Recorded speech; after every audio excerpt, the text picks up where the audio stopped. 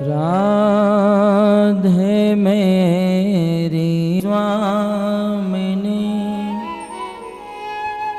मैं राधे को दास,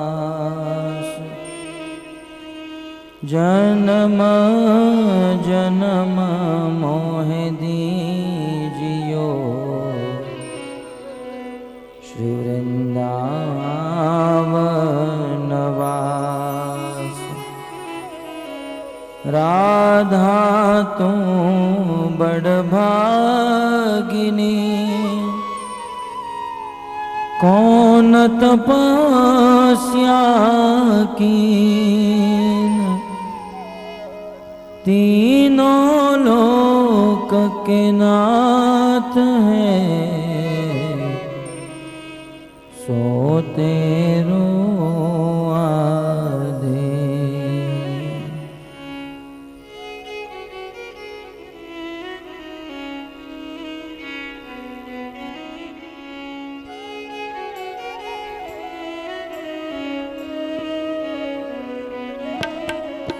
जय राधा माधव कुंज बिहारी, जय राधा माधव कुंज बिहारी, जय राधा माधव कुंज बिहारी, जय राधा माधव कुंज बिहारी, जय राधा माधव कुंज बिहारी, राधा माधव कुंज बिहारी, जय राधा माधव कुंज बिहारी, जय राधा माधव कुंज बिहारी, गोपी जन वल्लभ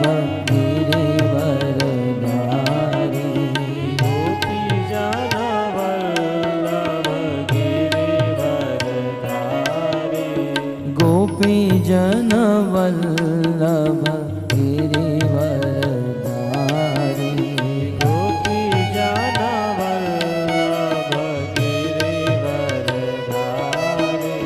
जय राधा माधव कुंज बिहारी, जय राधा माधव कुंज बिहारी,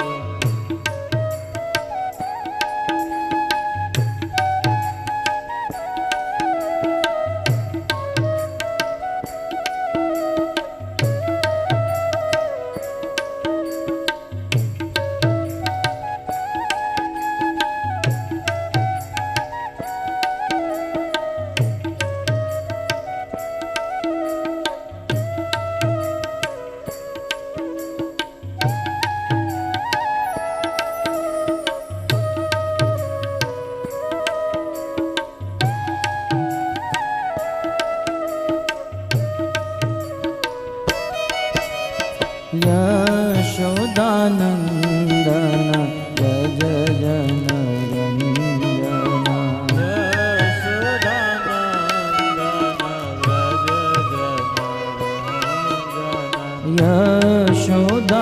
यशोदानंदन व्रज जन रंजना,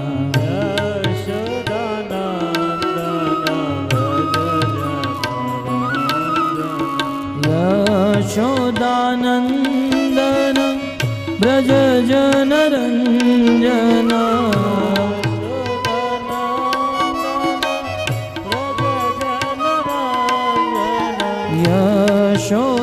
यशोदानंदन व्रज जन रंजना,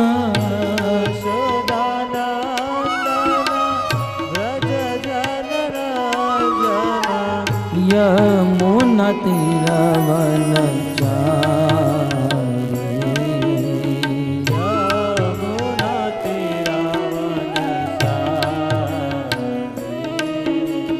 यमुना तीरवन चारी,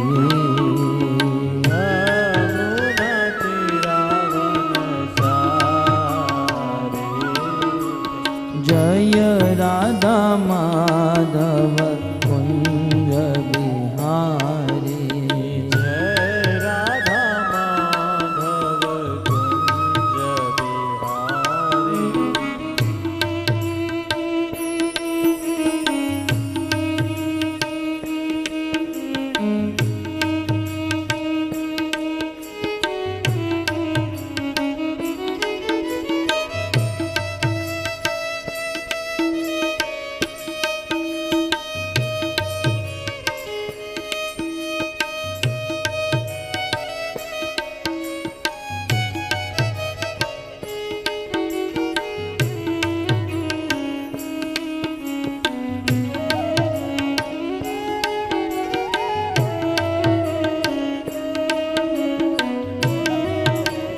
जय राधा माधव कुंज बिहारी।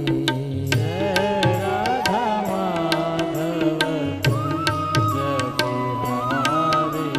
जय राधा माधव कुंज बिहारी। जय राधा माधव कुंज बिहारी। भज गोविंद गोविंद गोपाला। भज गोविंद गोविंद गोपाला। भज गोविंद गोविंद गोपाला। गोविंद गाइए सब लोग। गोपाला। भज गोविंद गोविंद गोपाला। गोविंद गोविंद गोपाला। भज मुरली मनोहर नंदलाला।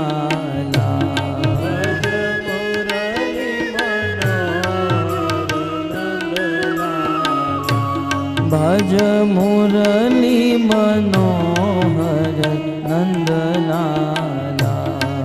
भज मुरली मनोहर नंदलाला। भज मुरली मनोहर नंदलाला।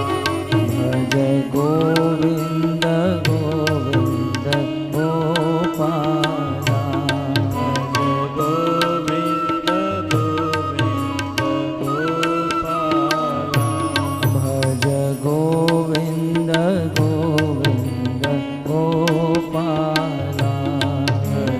गोविंद गोविंद गोपाला। भज गोविंद गोविंद गोपाला।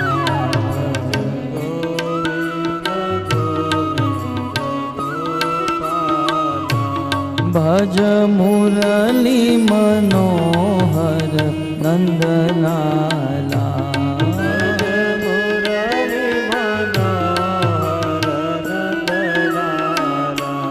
भज मुरली मनोहर नंदलाला। भज गोविंद गोविंद गोपाला।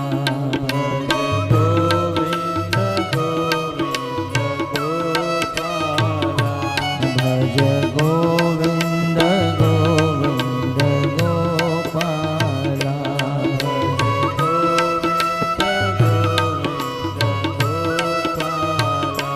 भज मुरली मनोहर नंदलाला।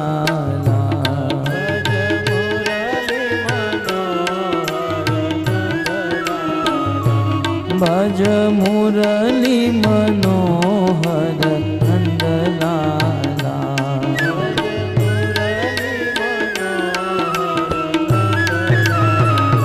भज गोविंद गोविंद गोपाला।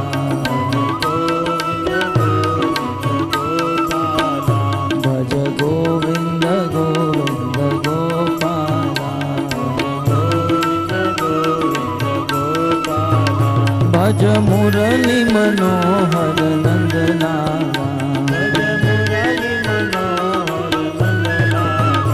भज मुरली मनोहर नंद लाला भज मुरली मनोहर नंद लाला भज गोविंद गोविंद गोपाला गोविंद गोविंद गोपाला भज गोविंद गोविंद गोपाला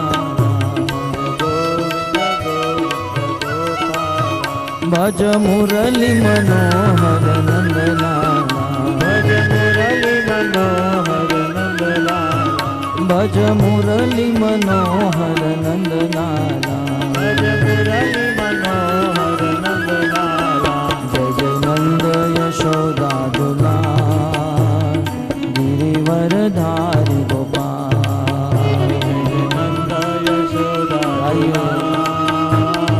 गिरिवरधारी गोपाल जय जय नंद यशोदा दुलार गिरिवरधारी गोपाल नंद यशोदा दुलार गिरिवरधारी गोपाल गोपाल गोपाल गोपाल गोपाल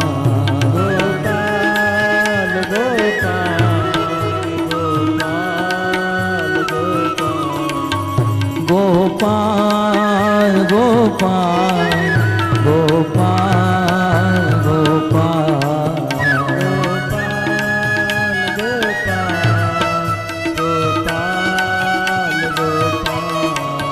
जय जय नंद यशोदा दुलार गिरिवरधारी गोपाल नंद यशोदा दुलार गिरिवरधारी गोपाल जय जय नंद यशोदा दुलार गिरिवरधारी गोपाल नंद यशोदा दुलार गिरिवरधारी गोपाल गोपाल गोपाल गोपाल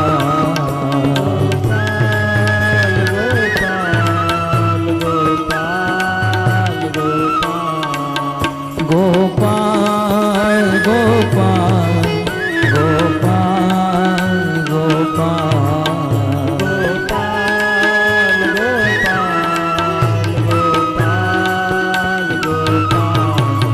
जय जय नंद यशोदा दुलार गिरिवरधारी गोपाल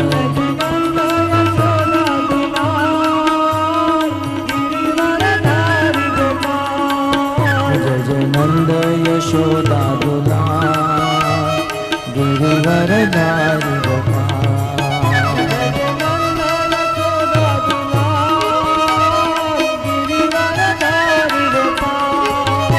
नाम महाधन है अपनो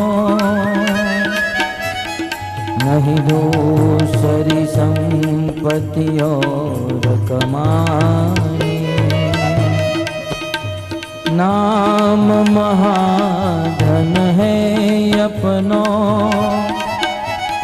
नहीं दूसरी संपत्ति और कमाई छोड़ यटा जग की हमको कुटिया ब्रज माही बनानी हमको कुटिया ब्रज माही बनानी टूक मिले रसिकों की सदा और पीवन को यमुना जल पानी टूक मिले रसिकों की सदा और पीवन को यमुना जल पानी हमें यौरन की परवाह नहीं अपने ठकुरानी श्रीराज करानी अपने ठकुरानी श्रीराज करानी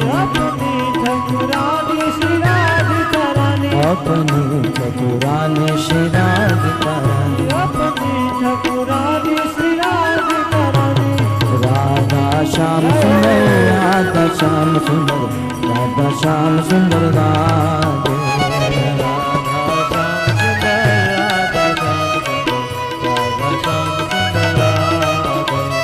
राधा श्याम सुंदर राधा श्याम सुंदर राधा श्याम सुंदर राधे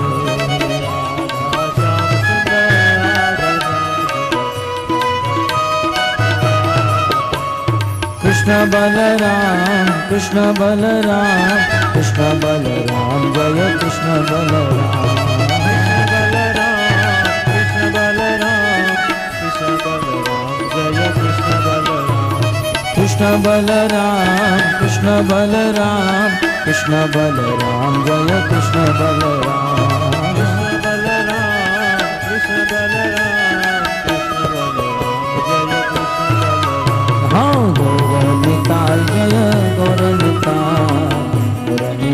जय गौरनिताय गौरनिताय जय गौरनिताय जय गौरनिताय जय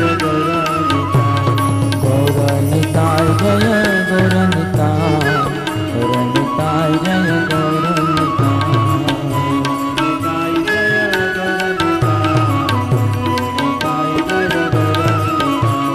प्रभुपद प्रभुपद प्रभुपद शिल प्रभुपद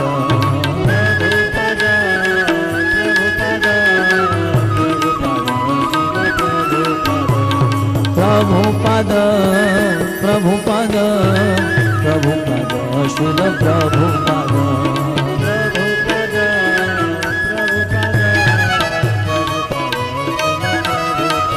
जय जय प्रभुपाद प्रभुपाद प्रभुपाद प्रभुपाद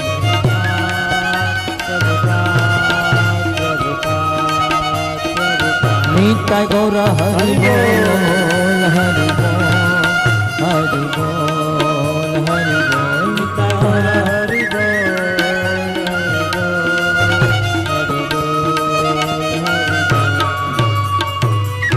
बोल मंगल हरिनाम संकीर्तन की जय।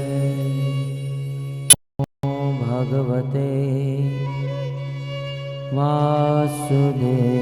वासुदेवाय नमो भगवते वासुदेवाय ॐ नमो भगवते वासुदेवाय नमो भगवते वासुदेवाय ॐ नमो भगवते वासुदेवाय नमो भगवते वासुदेवाय श्रीमद् भागवतम स्कंद 10 अध्याय 10 श्लोक क्रमांक 8।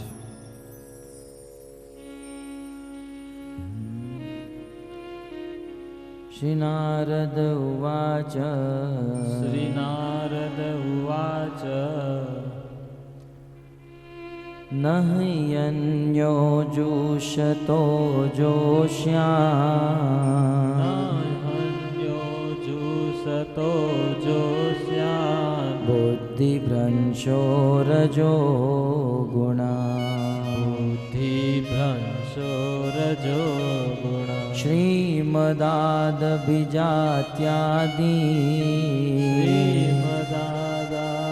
श्रीमदादाभिजात्यादि यत्र स्त्रीद्यूतमासव यत्र स्त्रीधूतमासव हन्यन्ते पशवो यत्र हन्यन्ते पशवो यत्र निर्दयेरजितात्मभिः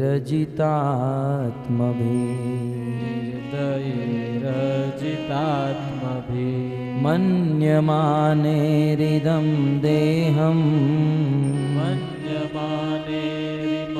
देहं जरामृत्युनश्वरम् मृत्युनाश्वरं देवसङ्गीतमप्यन्ते देवसङ्गीतमप्यन्ते कृमे विभस्मसङ्गीतम् कृमिविभस्मसंज्ञितं भूतदृक्तत्कृते स्वार्थम् भूतदृक्कृते स्वार्था किं वेद निरयो यतः किं वेद निरयो यतः देह किं न दातुः स्वम् देह किं न दातु स्वं निषेक्तो मातुरेव च शेक्तुर्मातुरेव च मातुः पितृर्वा बलिना मातुः पितुर्वा बलिनः क्रेतुघ्नेषु नोऽपि वा क्रेतुरग्नेषु नोऽपि वा एवं साधारणं देहम् एवं साधारणं देहम् अव्यक्तप्रभवाप्ययम् व्यक्तप्रभवाप्ययम् को विद्वानात्मसात् कृत्वा कृत्वा हन्ति जन्तूनृते सतः हन्ति जन्तुर्नुते सतः असत श्रीमदान्धस्य असत श्रीमदान्धस्य दारिद्र्यं परमजनम् दारिद्र्यं परमञ्जनम् आत्मोपम्येन भूतानि आत्मोपम्येन भूतानि दरिद्रः परमीक्षते दरिद्रः परमीक्षते यथा कण्टकविद्वाङ्गो यथा कण्टकविद्वाङ्गो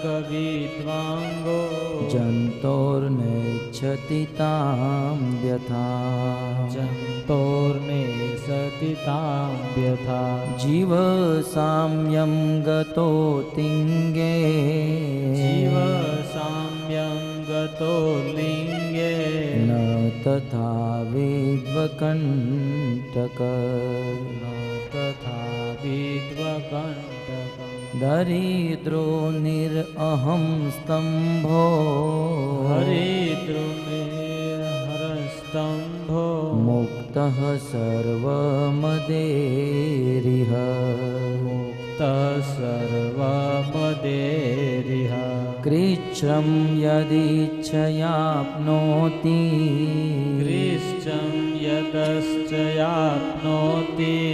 तद्वितस्य परं तपः तद्वितस्य परं तपः नित्यं क्षुत्क्षामदेहस्य नित्यं क्षुत्क्षामदेहस्य दरिद्रस्यानकाङ्क्षिणः दरिद्रस्यानकाङ्क्षिणः इन्द्रियाण्यनुशोषन्ति इन्द्रियाण्यनुशोषन्ति हिंसापि विनिवर्तते सापि विनिवर्तते दरिद्रस्येव युज्यन्ते दरिद्रस्येव युज्यन्ते साधवः समदर्शिनः साधवः समदर्शिनः सद्भिक्षिणोति तं तर्षम् सद्भिक्षिणोति तं तर्षम् तत आराध्विशोध्यति तत आराध्विश। आप सब भक्तों का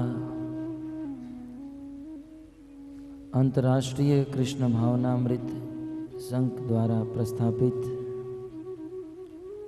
श्रीमद् भागवत कथा के षष्ठ दिवसीय प्रथम सत्र में हार्दिक स्वागत करते हैं। परम सौभाग्य से विभूषित परम विरक्त चूड़ामणि परम भागवत भास्कर भागवत प्रधान प्रातः स्मरणीय व्यास नंदन वैयासकी श्री सुखदेव गोस्वामी के चरण कमलों में बैठकर भगवत कथा श्रवण करने का अवसर प्राप्त हुआ है और हृदय को पवित्र करने वाली भागीरथी गंगा के तट पर हम सब उपस्थित हैं। भगवान श्री कृष्ण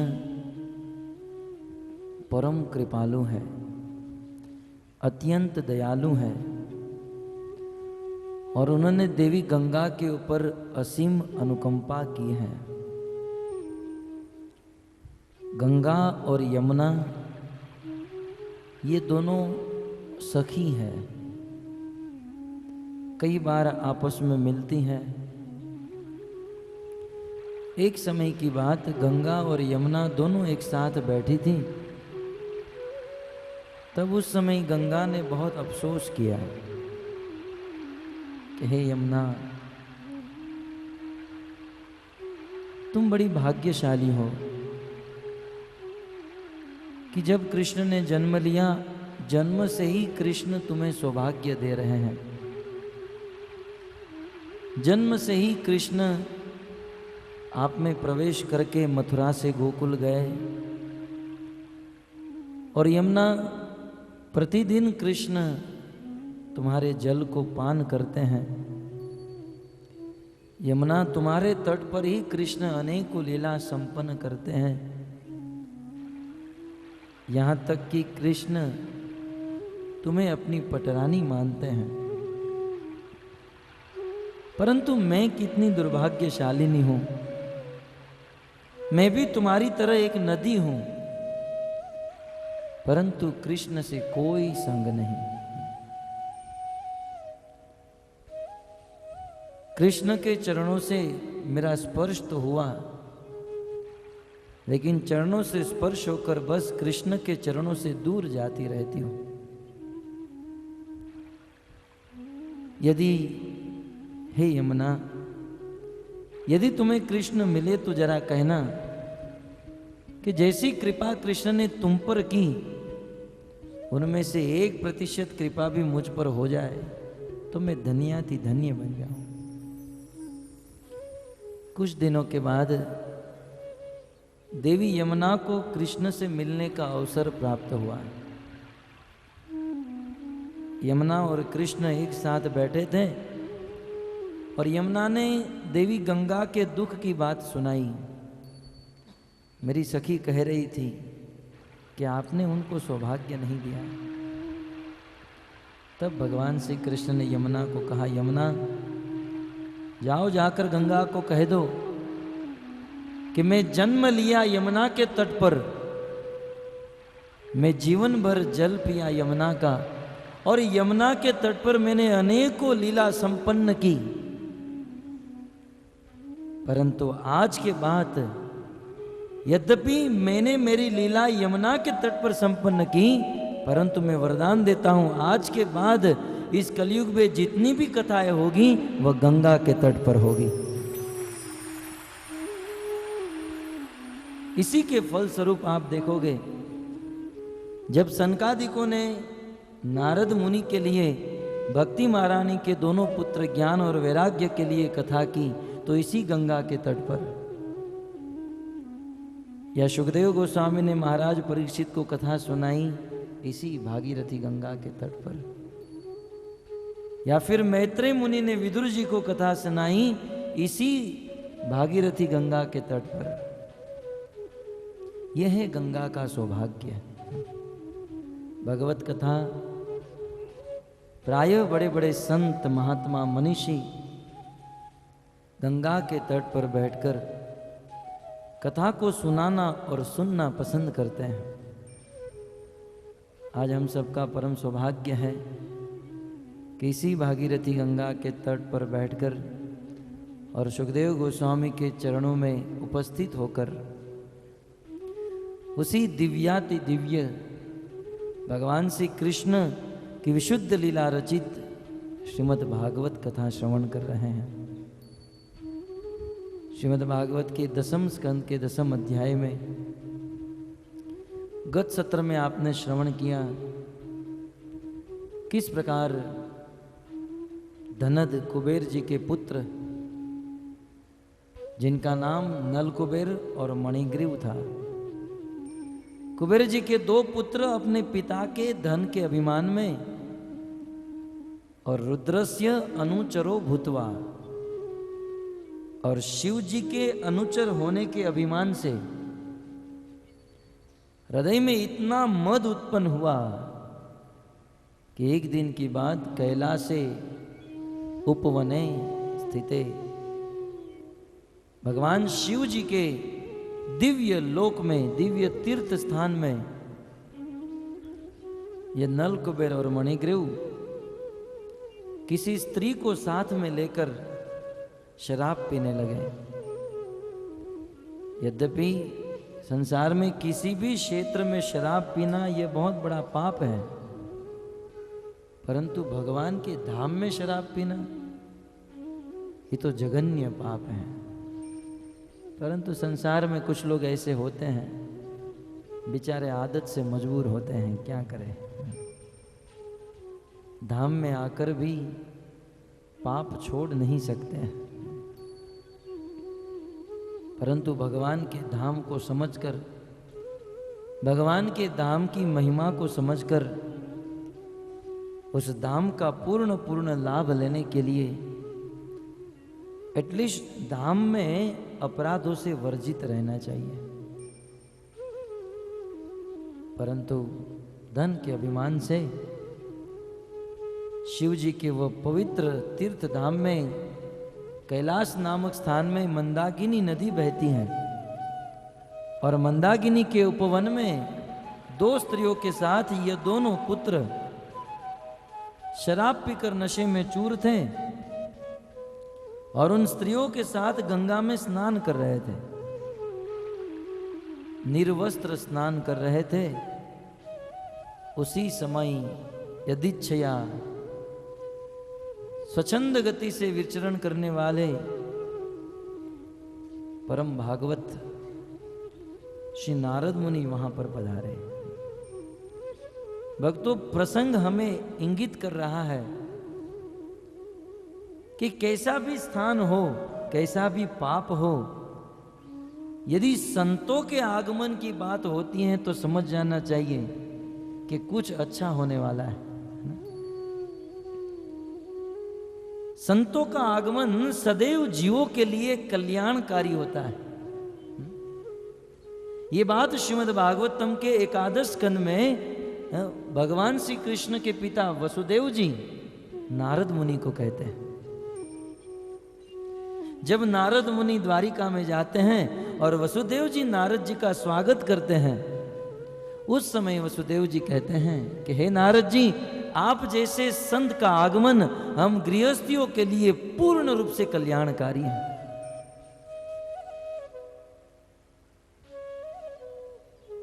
आप जैसे संतों को छोड़कर इस संसार के मनुष्य प्रायः अपने स्वार्थ के लिए विचरण करते हैं।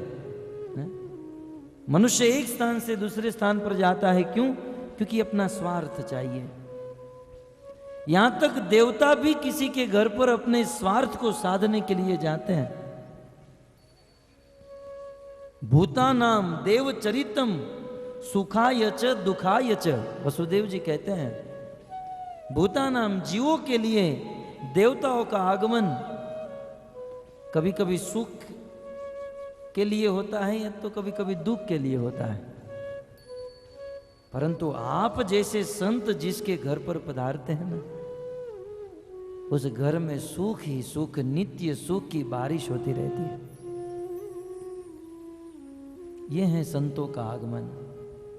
गर्गाचार्य जी नंद बाबा के घर पर पधारे, तब उन्होंने भी यही बात बताई कि आप जैसे संत महत विचलनम निर्णाम, महात्मा, आप जैसे महात्मा जब अपने आश्रम से चलते हैं तो उसका एक ही उद्देश्य होता है, गृहस्थियों में पाप में फंसे हुए लोगों का उद्धार करना। महात्मा गण अपने लिए नहीं, दूसरों का उद्धार करने के लिए अपने आश्रम से, अपने घर से चलते हैं। और ऐसे महात्मा जब हमारे घर पर आए तब समझ जाना चाहिए कोई अच्छा कार्य होने जा रहा है, क्योंकि महात्माओं का आगमन सदैव जीवों के लिए और गृहस्थियों के लिए कल्याणकारी होता है, निश्चित रूप से। और तो क्या बात बताई जाए भक्तों, अजामिल नाम का व्यक्ति, इस संसार में एक भी ऐसा पाप नहीं था जो अजामिल ने नहीं किया था। निश्चित नरक में जाने वाला था, पूरे संसार में हाहाकार मचा दिया था। और उस अजामिल ने वेश्या के साथ विवाह किया था। उस वेश्या के घर पर महात्माओं का आगमन क्या हो गया, इतने बड़े पापी के घर पर मात्र महात्माओं का आगमन होने से इतना बड़ा पापी भागवत में स्थान ले लिया। नहीं तो पापियों की कथा भागवत में। और महात्माओं ने क्या कृपा की, बस उस अजामिल के पुत्र का नाम नारायण रख दिया। उनके घर पर भोजन ग्रहण किया, आशीर्वाद दिया, उनके पुत्र का नाम नारायण, और मृत्यु के समय अपने पुत्र का नाम नारायण लेने से अजामिल नरक में जाने से बच गया। ये है महात्माओं की कृपा। नारद मुनि जैसे संत वहां पर पधार रहे हैं, निश्चित कुछ अच्छा होने जा रहा है। तो वहां पर नारद मुनि आ रहे थे। ये चारों लोगों ने देखा, नल कुबेर मणिग्रीव और दोनों स्त्रियों ने नारद मुनि को आते देखा। तो दृष्टवा मदिरा मत्तो, 7वां श्लोक।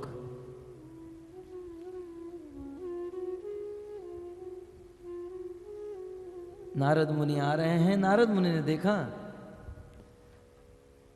चारों लोगों ने नारद मुनि को देखा। स्त्री को लज्जा आ गई और स्त्रियां वहां से दौड़कर अपने वस्त्र को पहनकर वहां से चली गई, परंतु इन दोनों को लज्जा नहीं आई। नारद मुनि ने देखा कि मदिरा में मत्त होने के कारण और अपुल वैभव संपत्ति होने के कारण ये दोनों अंधे हो गए हैं। तो दृष्टवा मदिरा मत्तो श्रीमदांधो सुरात्मजो, शराब के नशे में और धन के नशे में ये दोनों अंधे हो गए हैं। परंतु मैं साधु हूं, संत हूं, अतः मेरा कर्तव्य है इन दोनों के ऊपर कृपा करूं। निश्चित मैं इन दोनों के ऊपर कृपा करूंगा। तयोर अनुग्रहार्थाय, और इन दोनों के ऊपर कृपा करने के लिए शापम दास्यम इदम जगो, मैं इन दोनों को शाप दूंगा। नारद मुनि ने तुरंत शाप नहीं दिया।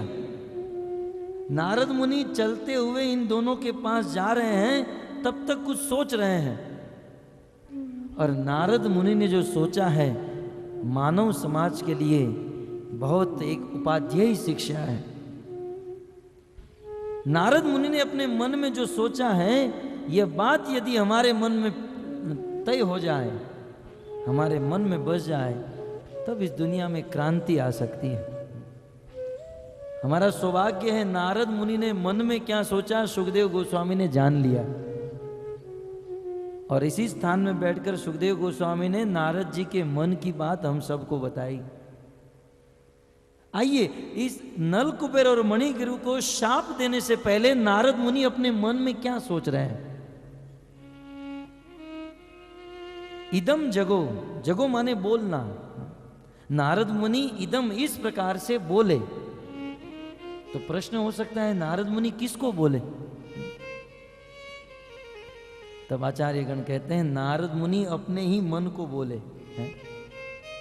वहां पर और कोई आदमी तो था नहीं, और वो दोनों पागल थे, नहा रहे थे, स्नान कर रहे थे। तो शापम दास्यम इदम जगो, इस प्रकार से नारद मुनि बोले। किसे बोले? नारद मुनि अपने ही मन को बोले।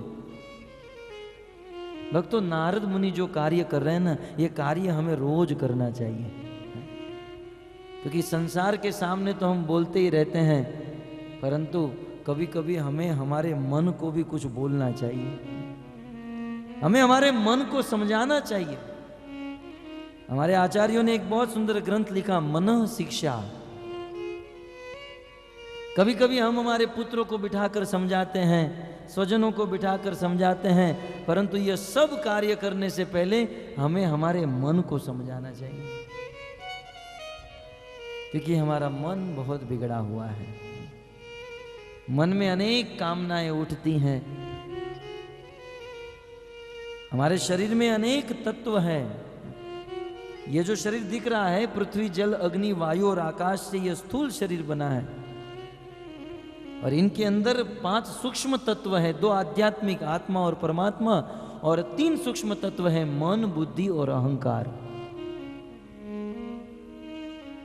तो इस मन नामक तत्व का कार्य है सोचना, थिंकिंग, फीलिंग एंड विलिंग। ये मन तीनों कार्य करता है। मन एक ऐसी नदी है जिसमें विचार बहते रहते हैं, और उपनिषदों ने तो कहा है ये मन ही संसार के जीवों के लिए बंधन का कारण बन जाता है।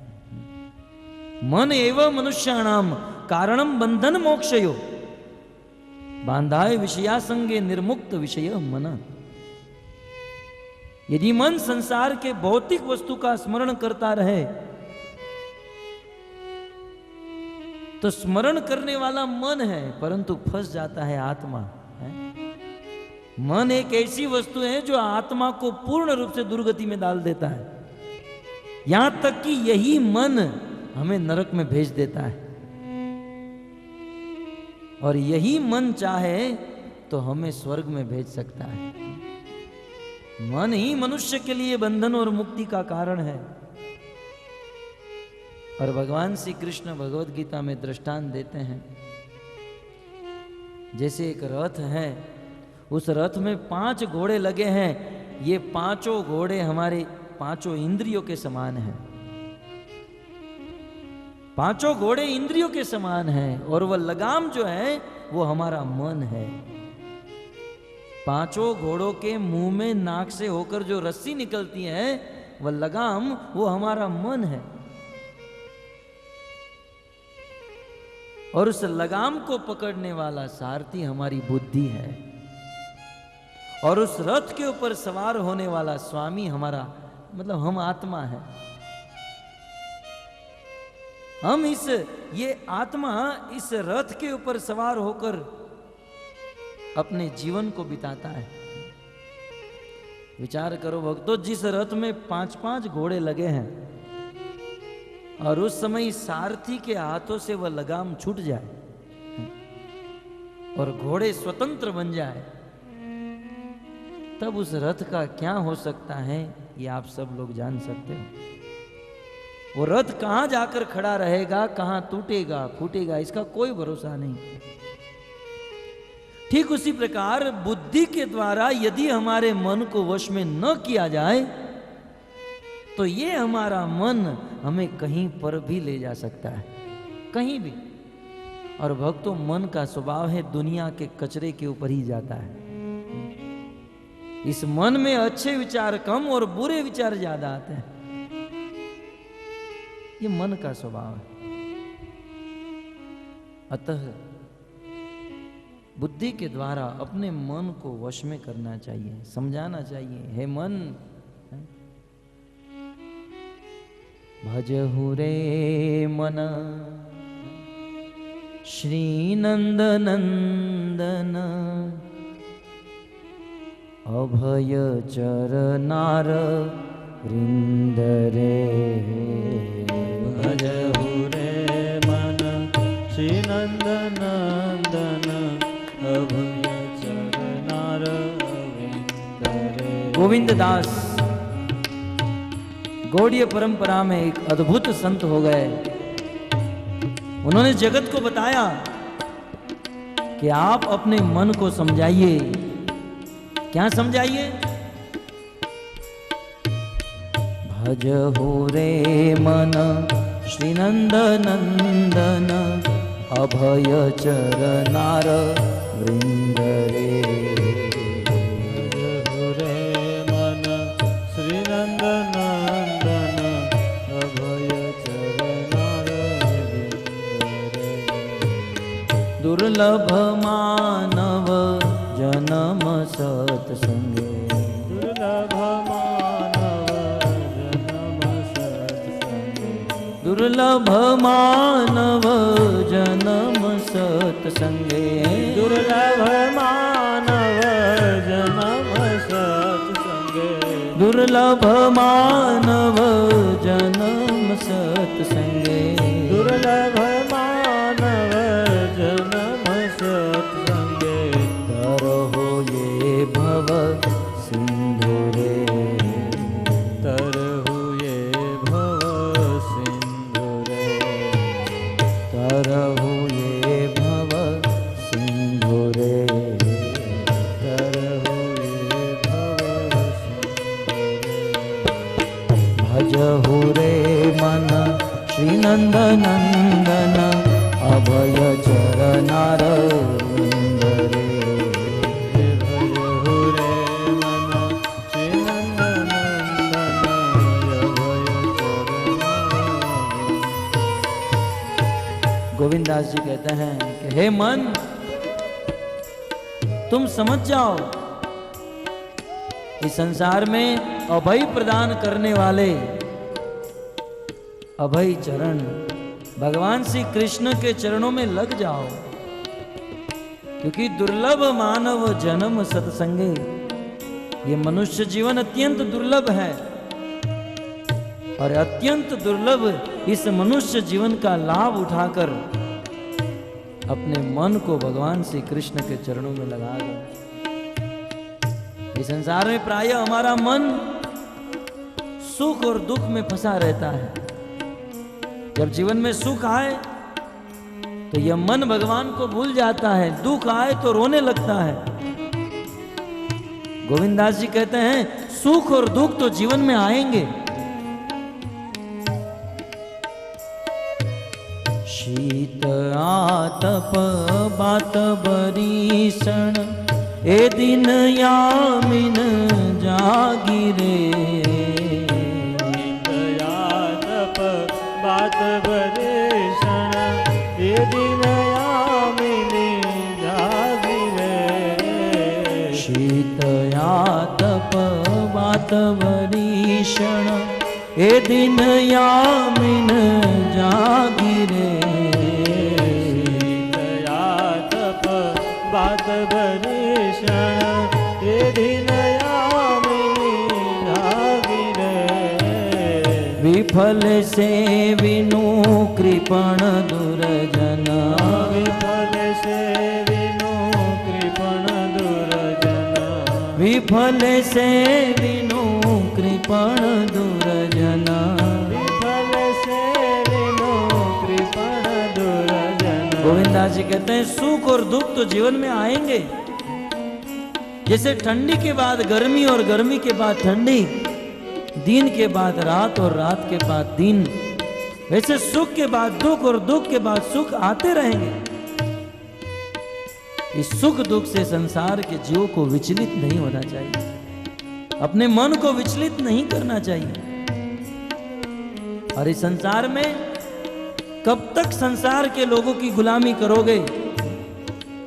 थोड़े से सुख के लोभ में, थोड़े से इंद्र तृप्ति के भोग में कब तक जगत के लोगों की गुलामी करते रहोगे? छोड़ो जगत के लोगों को और लग जाओ कृष्ण के चरणों में, अपने मन को मनाइए।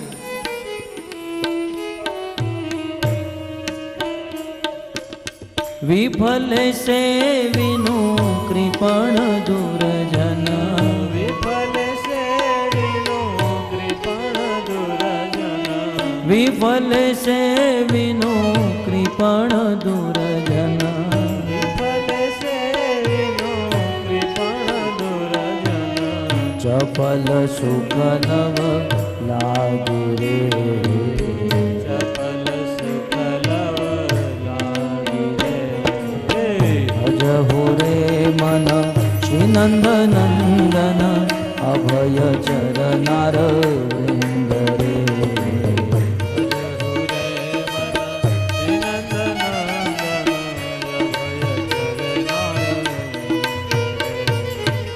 ये धन यौवन पुत्र परिजन इथे किया छे परती रे, यौवन पुत्र परिजन इथे किया छे परते रे। मनाइए अपने मन को, है मन कब तक तू अपने पुत्र में, परिजन में, पत्नी में और धन में फंसा रहेगा। ये पुत्र परिजन धन कुछ साथ में नहीं आएगा और जीवन बहुत कम बचा है। जैसे कमल के पत्र के ऊपर पानी की बूंद स्थित होती है, कब हवा आ जाए और गिर जाए इसका कोई भरोसा नहीं। वैसे हमारे जीवन का कोई भरोसा नहीं, कब काल आ जाए और हमें मार डाले। अतः ये मन समझ जाओ, अभी भी समय है, अपने मन को समझा लो। ए धन यौवन पुत्र परिजन इथे किया छे परती रे, धन यौवन पुत्र परिजन इथे किया छे परते रे।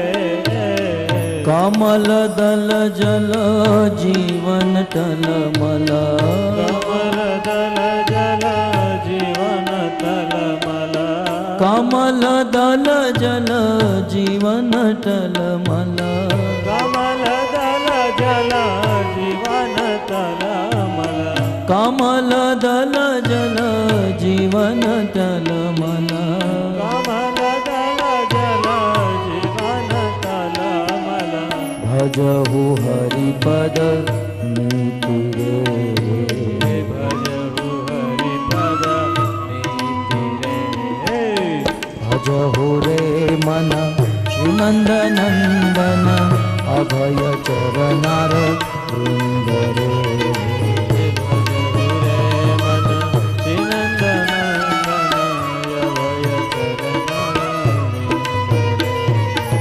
श्रवण कीर्तन स्मरण वंदन पाद सेवन दास्य रे, श्रवण कीर्तन स्मरण वंदन पाद सेवन दास रे। हमारे प्रयास से यदि मन समझ जाए, यदि मन हमारे वश में हो जाए, तब मन कहेगा मैं कुछ किए बिना रह नहीं पाऊंगा। मन एक ऐसी वस्तु है जिसे कुछ ना कुछ काम चाहिए। खाली मन शैतान का घर। यदि मन को खाली रखोगे तो यह मन हमें खा जाएगा। मन को वश में करके हमें क्या कराना चाहिए? गोविंदास जी कहते हैं, श्रवण कीर्तन स्मरण वंदन पाद सेवन दास्य रे, श्रवण कीर्तन स्मरण वंदन पाद सेवन दास रे। पूजन सखी जन आत्मनिवेदन, पूजन सखी जन आत्मनिवेदन, पूजन सखी जन आत्मनिवेदन, पूजन सखी जन आत्मनिवेदन, पूजन सखी जन आत्मनिवेदन, पूजन सखी जन आत्मनिवेदन। गोविंद दास अभिलाष रे,